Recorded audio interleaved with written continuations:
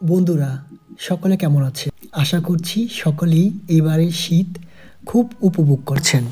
আজকে আমি খুবই আনন্দিত, কারণ আমার পূর্বের কর্মস্থলের প্রিয় উপজেলা প্রকৌশলী আবু হানিফ ভাই রামগড় এসেছে। দুই ভাই চলে আসলাম ডিনার করতে গুদুলি রেস্তোরাঁ। লামাতে প্রচুর রেস্তোরাঁ আছে, কিন্তু রামগড়ে খুবই কম রেস্তোরাঁ।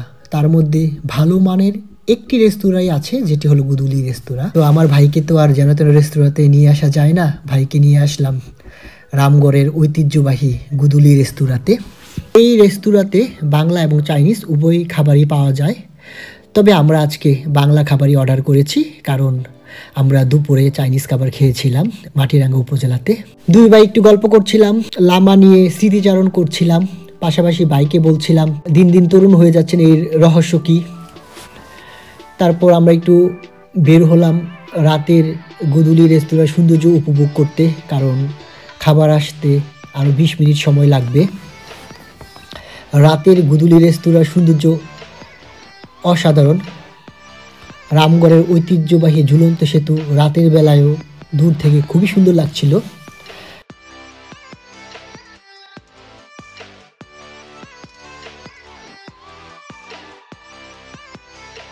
ইতিমধ্যে খাবার চলে আসছে, আমি অতিথিকে খাবার তুলে দিচ্ছিলাম, কেননা লামাতে ভাইয়া প্রায় সময়ই যত্ন সহকারে আপ্যায়ন করত। খাবারগুলো ভাইয়ার খুবই পছন্দ হয়েছিল, কেননা প্রতিটি খাবারই ছিল গরম গরম। লাস্টে ডিমের পুডিংটা সেই হয়েছিল। ভরপুর খেয়েছি, সেজন্য পান খুবই দরকার ছিল। অবশেষে আমরা একটি মিষ্টি পানের দোকানে চলে এসেছি।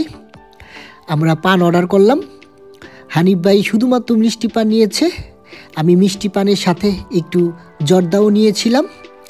দুইজন খুব মজা করে পান খেলাম। পান খেয়ে শীতের রাতে হেঁটে হেঁটে বাড়ি চলে আসলাম। সকলে ভালো থাকুন, সুস্থ থাকুন, আল্লাহ হাফেজ।